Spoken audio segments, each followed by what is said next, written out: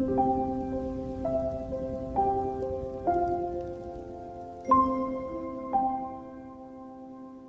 အားလုံးပဲမင်္ဂလာပါ Little Lamb Channel လေးဒီတော့မှကြိုဆိုလိုက်ပါတယ်ကျမနာမည်ကတော့မေဆိုင်ပါ ဟုတ်ကဲ့ကျွန်တော်ကတော့ကိုထပ်ပါ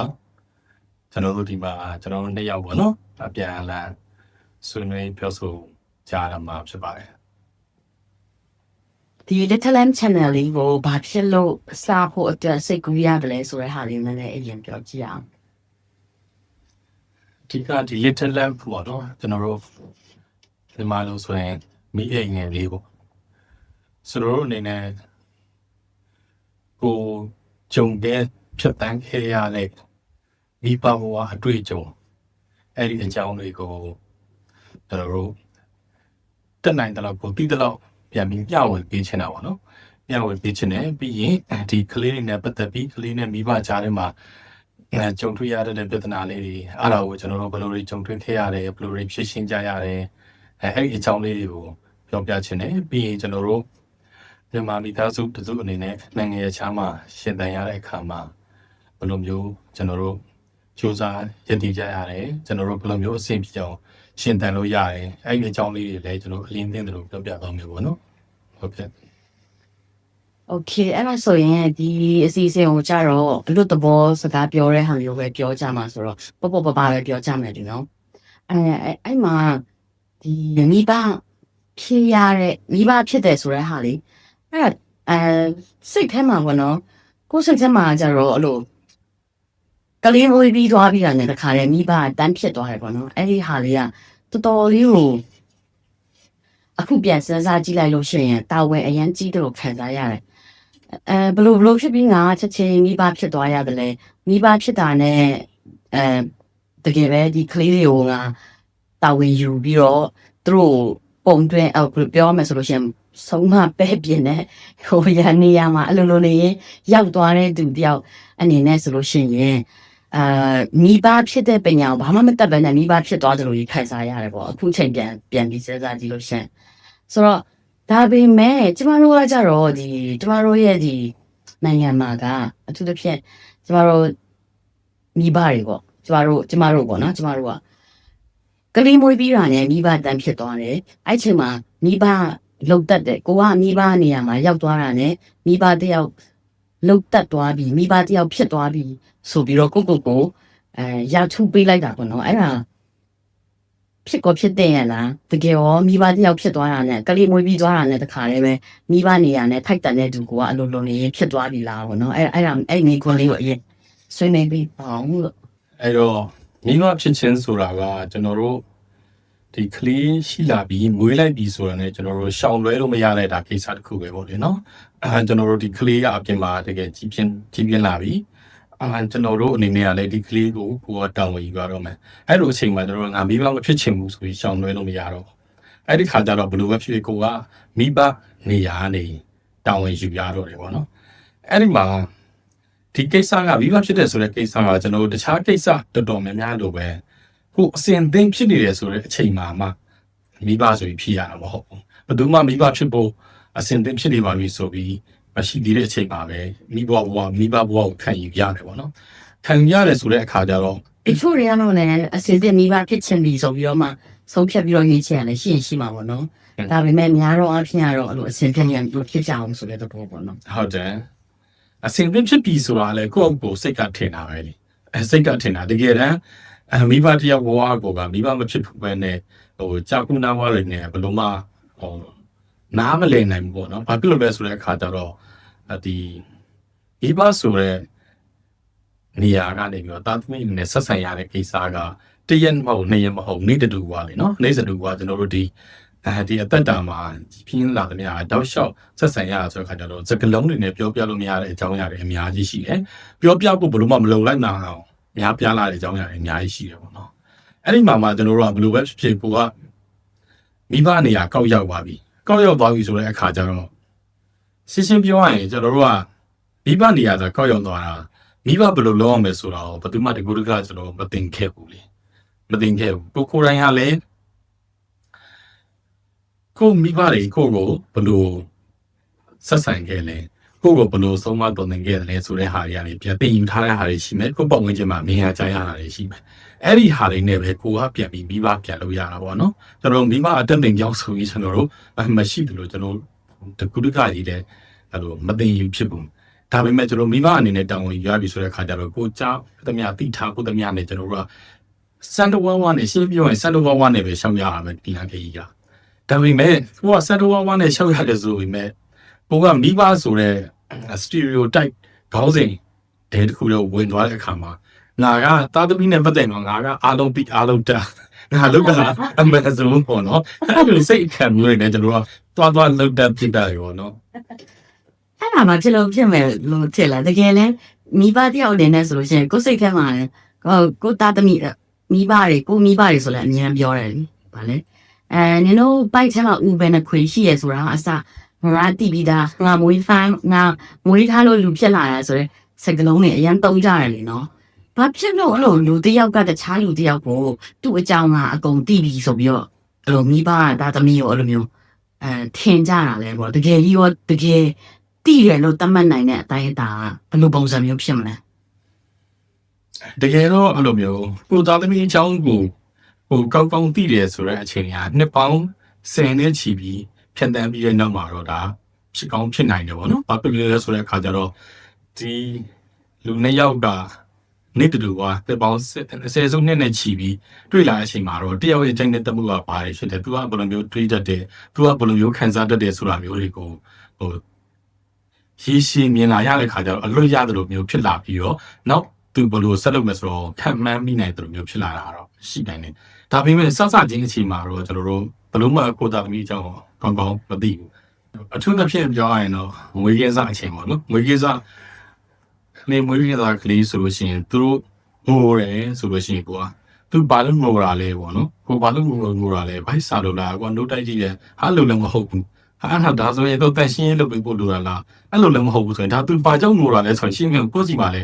ဲမသိဘူးကွယ်စန်တိုဝါဝါနဲ့သူဘာဖြစ်တော့လဲဆိုတဲ့ဟာတော့ကိုယ်စိတ်ထဲမှာထင်တယ်လို့ပြီးတော့မှတ်တယ်လို့ဘလို့မှမရတော့ရင်ကိုယ့်ရဲ့အဖေအမေတွေပြန်ပြီးမေးတာမျိုးကိုနားကဘယ်လိုပြောမလဲအရှိအတွေ့အကြုံရှိတဲ့မိဘတွေကိုမေးကြည့်ရတာမျိုးပေါ့နော်အဲ့လိုမျိုးတွေနဲ့ကျွန်တော်စန်တိုဝါဝါနဲ့ပဲကျွန်တော်သွားရတာတေချာတာကတော့ကျွန်တော်ရန်သားသမီးရန်ငယ်သေးတဲ့အချိန်မှာကျွန်တော်သူ့အကြောင်းကိုဘလို့မှကောင်းကောင်းတေချာမသိဘူး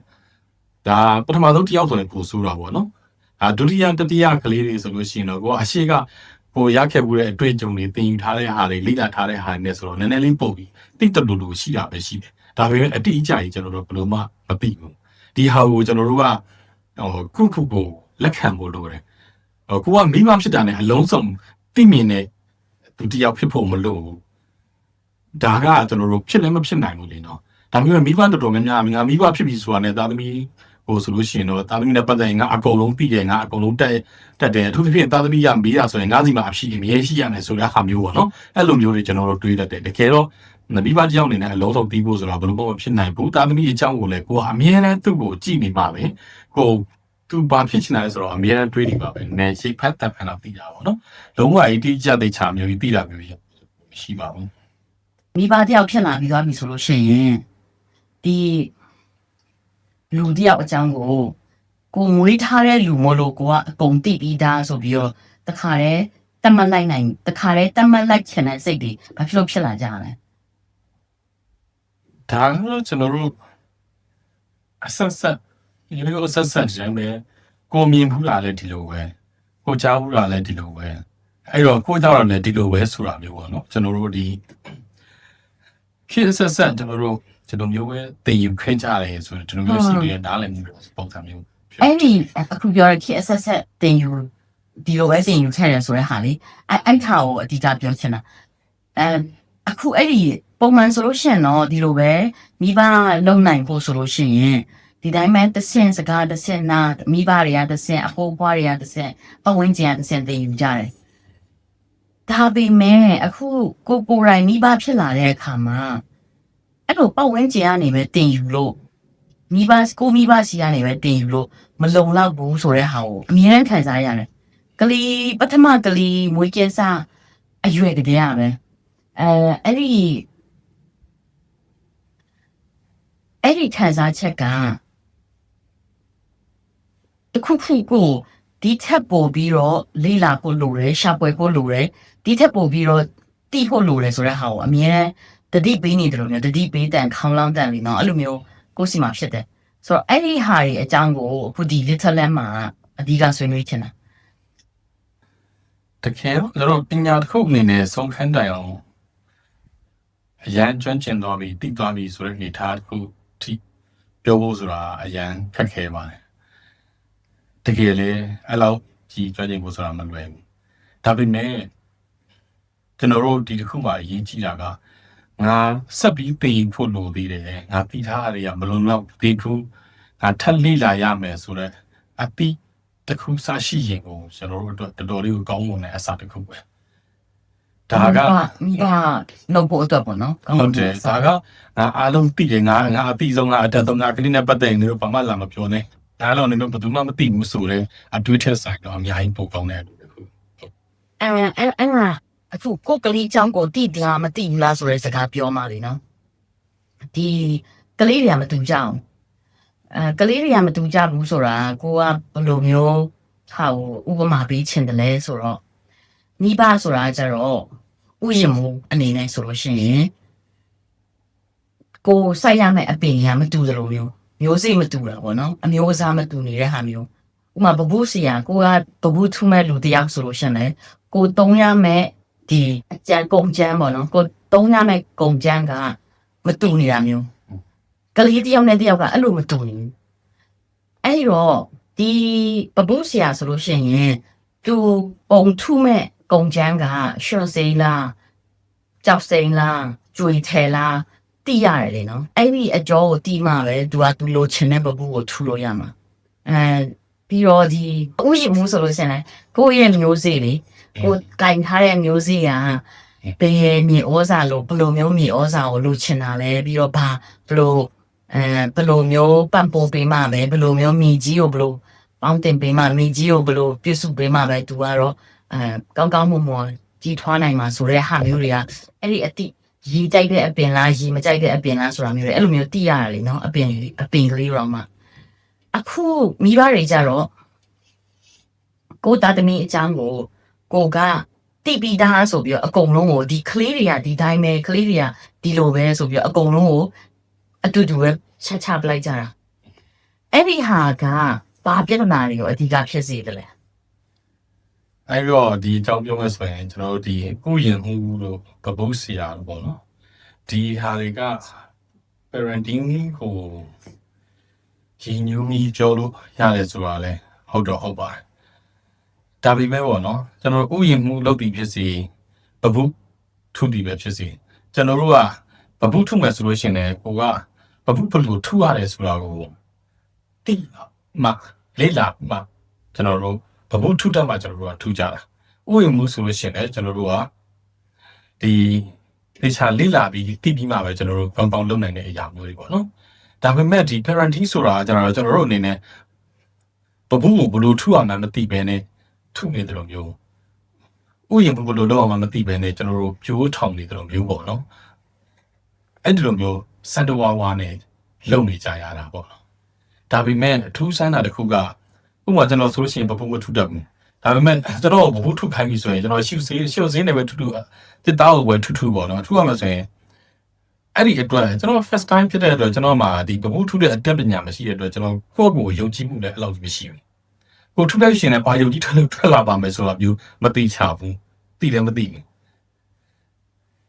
ဒါကျွန်တော်အယူသားဆုံးပြောပြတာပေါ့နော်အဲ့လိုပဲအဲ့ဒါနဲ့မတူညီစွာပေါ့နော် parenting မှာကြတော့ခလေးတယောက်ကိုယ်စီမှာပိုင်ဆိုင်လိုက်ရပြီဆိုတော့လေငါဒီခလေးကိုငါအရင်ကြီးတော့ပြုတ်ထောင်တယ်ငါအလားပါဆုံးဖြစ်အောင်ငါထူစစ်မယ်ဆိုပြီးတော့ကိုယ့်ရဲ့စိတ်ထဲမှာယုံကြည်ချက်ကဘယ်ဟန်ရောက်လာမှမသိဘူးပေါ့နော်ဒါဟာတဘာဝတရားရဲ့ထူဆက်မှုတစ်ခုပဲဖြစ်မှာပေါ့နော်အလိုလိုကိုယ်စီမှာလာပြီးယုံကြည်ချက်တွေရှိတယ်ပေါ့နော်ကိုယ်ပဲအရင်ကြီးမနေ့တနေ့ကအစီခလေးဆိုတာဘာမှမသိနောက်ခလေးဝေးလာတယ်ကိုယ်ကတန်းပြီးတော့ငါအရင်အကောင်းဆုံးမိပါပေါ့နော်ငါအကောင်းဆုံးမပူစီအောင်ဆိုရင်ကိုအဲ့လိုကောက်ပြီးမြင်လိုက်ပြီးတာအဲ့ဒါအယူရရှိရတော့မြင်တယ်ဘာလို့လဲဆိုတော့အဲ့ဒီ confidence ပေးတာတော့ကောင်းပါတယ်ဒါပေမဲ့တစ်ဖက်မှာကျတော့ short zero တစ်သားတော့ဒီကြောက်စိမ့်လို့တော့မှ तू ကအ တက်မရှိဘူးလေအစားထိုးလို့ရတယ် ဒါမဲ့လူကကြတော့သူကအသက်ရှိတယ်အစားထိုးလို့လည်းမရဘူးတန်ဖိုးဖြတ်လို့မရအောင်ဒီကလေးဆိုတာကြတော့ယတနာပဲလေနော်ယတနာထဲမှာတောင်မှတန်ဖိုးဖြတ်လို့မရတဲ့ယတနာတွေအဲ့တော့အဲ့ဒီဟာကိုကတခါတည်းပဲဘလို့ပုံသွင်းမယ်ဘလို့ထုမယ်ဆိုတဲ့ဟာကိုခုနပြောသလိုမျိုးဒီမိဘဖြစ်တဲ့ပညာမိဘဖြစ်ရတဲ့ပညာတော့မှကိုကကောင်းကောင်းမလေ့လာထားပဲနဲ့ချက်ချင်းကြီးဒီကလေးတယောက်ကိုလိုချင်တယ်လို့ပုံသွင်းဖို့အတွက်ကိုစူးစမ်းရဆိုလို့ရှိရင်စဉ်းစားကြည့်တာပေါ့နော်ဘဘူးတခါမှမထုဘူးတဲ့သူကခက်တီနဲ့ရုပ်တီနဲ့တူအဲ့ရွှေစင်းသုံးကြီးကိုကောက်ကင်ပြီးတော့မှမဟုတ်ရင်လည်းကြောက်စိမ့်သုံးပေါ့နော်အရင်ပီတန်ကြောက်ကြီးတစ်ခုကိုကောက်ကင်ပြီးတော့မှသူကအဲ့ဒီရှိနေတဲ့ကရိယာသစားပြာအကုန်လုံးကိုသူတကယ်တမ်းမတုံးတက်ပဲနဲ့တုံးလိုက်မယ်ဆိုလို့ရှိရင်ကြောက်စိမ့်ဆိုလည်းကွဲသွားတာမျိုးပဲဖြစ်ဖြစ်ဒီရွှေစင်းသုံးဆိုလို့ရှိရင်လည်းဘာရုပ်ကြီးထွက်လာမှမသိဘူးဆိုတဲ့ဟာမျိုးလေနော်အဲ့ဟိုမှာဗာလေဟိုဘာရှိရလေအဲ့ဆေးမင်ကြောင်ထိုးရတာအကြည့်တော့ရဲ့ဘလူးဝတ်သူပြဆေးမင်ကြောင်ထိုးတယ်လို့မျိုးပေါ့နော်အဲ့လိုမျိုးဖြစ်လာမလားပေါ့နော်ငကားထုတာဒီကောင်ထွက်လာတယ်ဆိုတဲ့ဟာမျိုးအဲ့ငကားထုရင်ဒီကောင်ထွက်လာတယ်ဆိုတဲ့ဟာပြောရင်ဒါရည်စရာကောင်းတာဒါပေမဲ့တကယ်တမ်းမိဘတွေတချို့တွေရဲ့အလွဲတွေပေါ့နော်ကျမတို့မိဘတွေလွဲနေတဲ့အလွဲတွေကလည်းအဲ့လိုမျိုးပုံစံမျိုးခက်ဆက်ဆန်ပေါ့နော်ကိုတိုင်းကဒီမိဘဖြစ်ရတဲ့အကြောင်းကိုဘာမှမလေ့လာထားပဲနဲ့ကိုကြက်တလို့ကြီးချက်ချင်းကြီးဆုံးဖြတ်ချက်ချပြီးတော့ထုချင်တယ်လို့ထုလိုက်တဲ့အခါမှာကိုလိုချင်တာတော့ငကားဒါပေမဲ့ဖြစ်လာတာတီကောင်အဲ့လိုမျိုးအဖြစ်အပျက်မျိုးတွေမိဘတွေမှာလည်းရှိမယ်လို့ကြုံဖူးမယ်လို့တော့ထင်တယ်ပေါ့နော်အဲ့လိုဖြစ်မှာလဲစိုးရိမ်တယ်ဆိုတော့အဲ့လိုမျိုးလည်းမဖြစ်စေချင်ဘူးအဲ့တော့မိဘတယောက်ဖြစ်လာပြီဆိုရင်အရင်ဦးဆုံးခုနကပြောသလိုမျိုးအရင်ဦးဆုံးစိတ်ထဲမှာတီကိုတီထားရမယ်ဟာမှတ်ကိုမှတ်ထားရမယ်ဟာဒါလို့ပြောချင်မိဘတယောက်အနေနဲ့ အဲ့တော့အဲ့ဒီမိကုံးကိုပြောခင်ပေါ့နော်ခုနကအကြောင်းကိုပြန်ဆက်ရမယ်ဆိုလို့ရှိရင်အဓိကကပဲမိဘကမှတော့ကိုသားသမီးကိုပေါ့နော်တနေ့မှငါသားသမီးကအဲ့လိုလူဆိုးဖြစ်လာရမယ်လူရုပ်ပါလေးဖြစ်လာရမယ်ကဘာကြီးကိုဒုက္ခပေးရမယ်ဆိုပြီးဒုက္ခမှတော့ရည်ရွယ်ပြီးမပြုစုမပြောထောင်ဘူးဒါကခုနကပြောသလိုပဲငကားရုပ်ထိုးကြီးတင်ကောင်ဖြစ်သွားတဲ့ဟာသူပုံစံမျိုးပေါ့နော်အဲ့လိုဖြစ်ရတဲ့ဟာမှာကျွန်တော်အခုကအရှိမအစတစ်ခုပြောခဲ့တယ်လို့ပြောဒီဥယျာဉ်မှုတို့ဘဘုဆရာတို့မျိုးဟာဒီ parenting တို့ပြောလို့ရတော့ရတယ်ဒါပေမဲ့မတူဘူးဆိုတဲ့ဟာကိုကျွန်တော်ပြန်ပြီးပြောချင်တာဘာဖြစ်လို့လဲဆိုတဲ့အခါကျတော့ကျွန်တော်ဒီဥယျာဉ်မှုပဲဖြစ်ဖြစ်ဘဘုဆရာပဲဖြစ်ဖြစ်သူတို့ပြုစုပြုထောင်နေတဲ့တရားတွေကသူတို့မှသိစိမ့်မရှိဘူးဥမာဘဘုဆိုလို့ရှိရင်ဒီတသားရုပ်ထွေးရဘာပုံလေးဖြစ်ချင်တယ်ဆိုတဲ့ဟာလိုမျိုးမရှိဘူးကိုကအလားဆုံးဖြစ်မယ်ထင်တဲ့နေရာပုံစံမျိုးကိုထွင်းထုပြီးတော့မလိုဘူးထင်တဲ့အရာတွေကိုကိုကဖယ်ထုတ်ပလိုက်တာပဲအဲ့ဒီအတွက်အောက်မှာရှိနေတဲ့ဒီတစ်သားတို့ရှော့စေးတို့ကကိုဘာမှပြန်ပြီးစောရကတက်မနေဘူးလေကိုပုံသွင်းတယ်လို့ပြောနေနေနေဒါပေမဲ့ခလီတွေကြတော့မတူဘူးခလီတွေကတက်ရှိဟုတ်တယ်ပြီးရင်သူတို့မှသိစိတ်ရှိတယ်သူတို့မှကိုယ်ပိုင်ကြိုက်တဲ့မှုတွေရှိတယ်အဲ့ဒီအခါကျတော့ကျွန်တော်တို့ကအဲ့ဒီဟာကိုကျွန်တော်တို့လှိတွားရှုမိကြတယ်မိဘတော်တော်များများကကျွန်တော်ငယ်ရန်တင်ရတဲ့စာထဲမှာတင်ရတဲ့အကြောင်းအရာတစ်ခုတော့ရှိတယ်လေကျွန်တော်တို့ဒီအိုးထင်းတယ်နဲ့ဥပမာပေးတာအိုးကောင်းကောင်းလို့ချင်ရင်မိနနာပြရတယ်နာနာရိုက်ရတယ်ဘုကနာနာပုံသွင်းနာနာပုံသွင်းရအဲ့တော့အဲ့မှာစလွဲရအောင်အဲ့တော့ကျွန်တော်တို့ပုံသွင်းနေတာကအိုးမဟုတ်ဘူးကျွန်တော်တို့ကန်တွင်နေတာရှုပ်စည်းမဟုတ်ဘူးအသိစိတ်မရှိတဲ့ဟာမဟုတ်ဘူးကျွန်တော်တို့ပြုစုပြောထောင်နေရတာဟာခလေးတွေဖြစ်တယ်သူတို့ကတက်ရှိဖြစ်ပြီးသူတို့မှသိစိတ်ရှိတယ်သူတို့မှကိုယ်ပိုင်ကျင်းတဲ့တပ်မှုတွေရှိတယ်အဲ့တော့အဲ့ဒီခါကိုယ်ပိုင်ဖြစ်တည်လို့ရှိတယ်ဟုတ်တယ်အဲ့ဒီခါကိုကျွန်တော်တို့ကဒီတက်ရှိဒီကိုတက်မဲ့တွေကန်တွဲတယ်လို့မျိုးတွားပြီးကန်တွဲဖို့ဆုံးဖြတ်တာကကျွန်တော်တို့ရဲ့အကြီးဆုံးအလွဲပဲပေါ့နော်အဲ့ဒီနေရာမှာအလွဲဆုံးပဲဖြစ်တယ်အမားလို့ပြောလို့ရတာပေါ့နော်ပြီးရင်ကိုကဒီတမဲ့ပစ္စည်းတွေကိုလိုလိုပုံသွင်းလို့ရတဲ့အရာတွေမှာတော့ကိုကတက်ခတ်ကျွမ်းကျင်ပါပြီဆိုပြီးပြောလို့မရအောင်ဒီတက်ရှိကိုကင်တွယ်တဲ့အခါမျိုးမှာကိုကငါအကုန်သိပြီငါကလေးကြောင့်ငါအကုန်သိတယ်ဆိုတဲ့ပုံစံမျိုးနဲ့ဘာမှဆက်မလေးလာဘူးဆိုတဲ့ဟာမှာတခြားဘယ်လိုမျိုး parenting process တွေတွားရတယ်ဆိုတဲ့ဟာကိုမလေးလာတာထက်ဘ ဘာကပို့ဆိုတယ်ကိုယ့်ရဲ့ခလေးကိုပါကိုကမလေးလာတော့တာဒီခလေးကငါကသူ့ကိုကောင်းစီခြင်းလို့ပြောတာတက်တက်သွားဆိုဒီအောင်တက်တက်သွားမယ်နော်ကိုယ့်ဆိုရင်ကပို့ရမယ်ဆိုတာမျိုးခလေးရဲ့ခံစားချက်ကိုကလုံးဝထက်မတော့မနဲ့ခလေးပေါ်ဖြစ်ချင်းနေတယ်လေဆိုတော့မလေးလာတော့ပဲဆက်သွားတာနော်အတိအကျအန်ဒီရဲ့အချီဆုံးအရာလေးကို ကြောက်လိုက်တာဟေးခုမှလည်းစပြီးကြောက်လာပြီโอเคဆက်ပြောင်းအောင် အဲ့တော့ခုနကနောက်ဆုံးဘေကုံလေးဘာကအလွယ်ဖြစ်နိုင်မလဲဆိုရင်တော့အဓိကကကျွန်တော်တို့ဒီကိုအရန်ကြီးသိနေပြီငါထပ်သိနေစရာမလိုတော့ဘူးလိလာစရာမလိုတော့ဘူးဆိုတဲ့ဟာကကျွန်တော်တို့အကြီးဆုံးအလွယ်ဖြစ်နေမယ်နောက်တစ်ခုကကျွန်တော်တို့ဒီသက်ရှိတွေကိုယ်ပိုင်သိစိတ်ရှိတဲ့အရာတွေကိုယ်ပိုင်ဖြစ်တည်မှုရှိတဲ့အရာတွေကိုယ်ပိုင်ချိန်နဲ့တက်မှုရှိတဲ့အရာတွေကိုကျွန်တော်တို့ရင်ဆိုင်ဖြစ်ရှင်းရတဲ့အခါမှာဘယ်အရာကမှကျွန်တော်တို့လှိနေဓာတ်ထိကျွန်တော်တို့မှတ်ထားလို့မရဘူးသူအချိန်နဲ့အမျှပြုပြင်ပြောင်းလဲနေတယ်ခလေးတွေကိုကြည့်မယ်ဆိုရင်သူတို့ရဲ့ချိန်နဲ့တက်မှုကအချိန်နဲ့အမျှပြောင်းလဲနေခလေးတွေမှမဟုတ်ဘူးကျွန်တော်တို့ကိုယ်တိုင်ရဲ့ချိန်နဲ့တက်မှုကလည်းအချိန်နဲ့အမျှပြောင်းလဲနေတာပဲကျွန်တော်ဟိုငွေတော့ချိန်နဲ့တက်တဲ့အရာကိုအခုချိန်မှာကြိုက်ချင်မှကြိုက်တော့မယ်ဒါကတဘာဝပဲပြောင်းလဲနေတာတဘာဝပဲအဲပြောင်းလဲနေတဲ့အတိုင်းကိုကလိုက်ရောညီထွေဖြစ်အောင်အစဉ်အပြေဆုံးဖြစ်အောင်ကိုကမှလိုက်ပြောင်းလဲနိုင်မှုလိုအပ်တယ်ပေါ့နော်တကယ်လို့ကျွန်တော်တို့အတွက်အဲ့လိုဒီအမြဲတမ်းအသက်ကလည်းရက်မနေဘူးအသက်ကလည်းတောက်လျှောက်ကြီးနေတာပြီးအဖြစ်တွေကလည်းတောက်လျှောက်ပြောင်းလဲနေတယ်ပတ်ဝန်းကျင်ကလည်းပြောင်းလဲနေတယ်ဟိုပတ်ဝန်းကျင်မှာမမြင်ရတဲ့ပေါ်ရာတွေကခဏထားတယ်ကျွန်တော်ပြီးတာမြင်တာတဲ့ယာဒီဥရုကအစာပြောင်းလဲနေတယ်ကိုပတ်ဝန်းကျင်အစာအုပ်တွေပတ်ဝန်းကျင်လူထုတွေအဲ့ဒီဟာတွေအားလုံးကတောက်လျှောက်ပြောင်းလဲနေတာဖြစ်တဲ့အတွက်ကျွန်တော်တို့ကဘလောက်ကောင်းတဲ့အရာပဲဖြစ်ကျွန်တော်အမြဲတမ်းအဲ့ဒီအရာကြီးပုံသေးကြီးကျွန်တော်တို့သွားပြီးယူကြလို့မရအောင်ကျွန်တော်တို့ဘလောက်ကြိုက်ဘလောက်ကောင်းကျွန်တော်ငငယ်တော့ဝက်ခဲ့တဲ့အင်ကြီးတစ်ထည်ဟာကျွန်တော်တို့ကြီးထွားလာတဲ့အချိန်မှာကျွန်တော်ဆက်ပြီးဝက်ကွာပစင်မပြေအဲ့ဒီခါမျိုးကြာရင်ကျွန်တော်တို့ကဒီဟာကို adapt လုပ်ရတယ်လေနော်ကျွန်တော်လိုက်ရောညီထွေဖြစ်အောင်ကျွန်တော်တို့ပြင်ပြင်ပြောင်းလဲမှုတွေလိုအပ်တယ်လို့လုပ်ရတယ်အဲ့တော့နောက်တတိယအမှဘာလဲဆိုရင်ကျွန်တော်ကပုံတေကားချက်တော့မှတ်တာလိမ့်နေတာချက်မှတ်အဖွားကလည်းငါအဖေတို့ပဲဆုံးမတာအမေကလည်းငါ့တို့ပဲဆုံးမကြတာအဲ့တော့ငါလည်းငါသားသမီးကိုဒီလိုပဲဆုံးမမှာပဲဆိုတဲ့အားတွေကကျွန်တော်တို့ကအဲ့ဒီပုံတင်ကချက်မှတ်ထားတဲ့ຢာတွေကလည်းကျွန်တော်တို့ဒုက္ခပြေးတယ်နေတာအဲ့ဒီအခုပြောတဲ့အဲ့ဒီပုံတင်ကချက်အဲ့လိုမျိုးမှတ်ထားပြီးတော့မှဆုံးမတယ်ဆိုတဲ့ဟာမှာအရေးအကြီးဆုံးအမြဲတမ်းဒီထက်ခါဒီအတိုင်းပဲဆုံးမတယ်ဒီဟာကိုပဲအမှန်လို့သတ်မှတ်တယ်အဲ့လိုသတ်မှတ်အောင်ကလည်းခရီးယန်နေမှာဆိုလို့ရှင်လဲကျမ်းစာမှာကလည်းကလေးကိုကိုယ့်ရဲ့ကလေးကိုရိုက်ပြီးတော့ဆုံးမဖို့အတွက်ရေးထားတယ်ဆိုတဲ့ဟာမျိုးပြန်ထောက်ပြတာလေနော်ဒီရိုက်တဲ့ကိစ္စလေးကျောင်းမှာငယ်တော့ကျောင်းမှာလည်းအဲ့လိုဆရာမတွေကလည်းရိုက်ပြီးဆုံးမကြတယ်မိဘတွေကလည်းတွားတနည်းတွေကိုရိုက်ပြီးဆုံးမတယ်ကိုရိုင်းကလည်းတစ်ခါတလေကြားလို့ရှိရင်ဒေါသမထိနိုင်ရင်ရိုက်ပြီးတော့ဆုံးမမိတယ်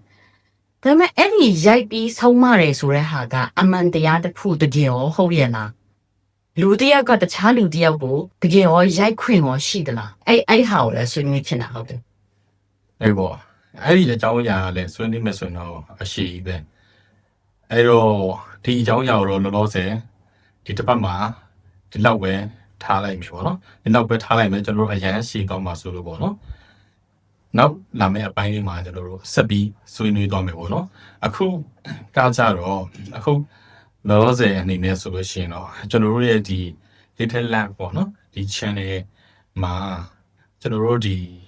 များသောအားဖြင့်ကတော့ဒီ parenting နဲ့ပတ်သက်ပြီးကျွန်တော်တို့ကြုံကုန်ကြားဖို့တွေ့ဘူးအတွေ့အကြုံရဘူးတဲ့အရာတွေကိုကျွန်တော်တို့ပြောပြသွားမယ်ပေါ့နော်အဲ့ဒီမှာကျွန်တော်ခုနကပြောခဲ့သလိုပဲဘယ်အရာကမှပုံသေးကားချက်မှတ်လို့မရတာဖြစ်တဲ့အတွက်ကျွန်တော်တို့ဒီမှာပြောနေတဲ့ဟာပဲတချို့အကြောင်းအရာတွေကကျွန်တော်တို့မိသားစုနဲ့အဆင်ပြေလိမ့်မယ်ဒါပေမဲ့မိသားစုတိုင်းအတွက်အဆင်ပြေချင်မှပြေလိမ့်မယ်အဲ့တော့ဒီဟာကကျွန်တော်တို့ပြောတဲ့အတိုင်းလိုက်လုပ်ပါဒီဟာအတိုင်းနားထောင်ပါဒါအမှန်တရားပဲဆိုတာမျိုးထပ်ပေါ့နော်ကျွန်တော်တို့ဒီ channel မှာအဓိကပေးချင်တဲ့ message က parenting နဲ့ပတ်သက်ပြီးဆိုလို့ရှိရင်ကျွန်တော်တို့ဘယ်နေရာကနေပဲဖြစ်ဖြစ်အနည်းဆုံးတော့ကိုသားသမီးစီကနေပဲဖြစ်ဖြစ်ကျွန်တော်ဆက်ပြီးလင့်လာဖို့လိုအပ်တယ်ဆက်ပြီးတည်ဖို့လိုအပ်တယ်အမြဲတမ်းပြောင်းလဲနေတဲ့အရာတစ်ခုဖြစ်တဲ့အတွက်ငါတို့အမြဲတမ်းလင့်လာနေဖို့လိုအပ်တယ်ဆိုတော့ message ကိုပြီးပြီးတော့ဒီကျွန်တော်တို့ရဲ့ဒီ video လေးတွေအဲ့လိုဒီ season လေးတွေကိုကြည့်ပြီးတော့အဲ့လိုအတွေးလေးတွေရပြီးတော့ကိုယ့်ဟာနဲ့ကိုယ်ဆက်ပြီးလေ့လာ ဖို့ပေါ့နော်လေးလာဖို့အတိတေးရပြီဆိုရင်ကျွန်တော်တို့ရဲ့ရည်ရွယ်ချက်ကပြည့်စုံပြီလို့ကျွန်တော်တို့ပြောနေတယ်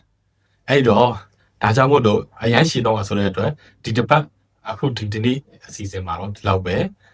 နောက်ကျန်တဲ့အကြောင်းအရာတွေကိုနောက်ထပ်ဆက်ပြောသွားမယ်ပေါ့နော်ဘာပြောချင်တယ်လဲမသိဘူးနော် Okay အဲ့ဒါ